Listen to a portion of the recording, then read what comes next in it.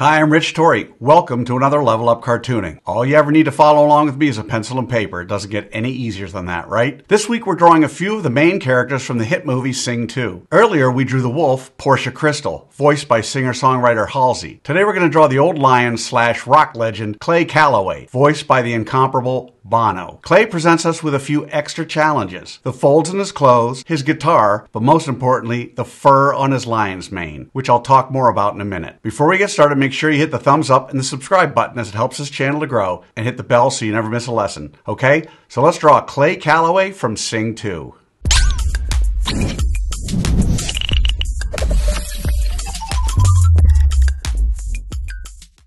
We're going to draw Clay step by step, giving you that secret formula to be able to draw him again and again. If you've watched any of my other videos, you know I normally use the character's head to figure out how big the entire character is. In this drawing, Clay is 4 heads tall. In other words, however tall his head is, his entire body is 4 of those. After we've finished most of the mapping out step, you'll notice I begin to map out his mane. Fur and hair can be tricky, especially when you're just starting out. I want you to think of drawing fur as a process. You don't go right into drawing each hair or tuft of fur. Instead, try mapping out sections of that mane very lightly. You'll see as we move to the next step that we'll begin to refine those tufts or sections. Okay, so let's start with that roadmap for Clay Calloway from Sing 2.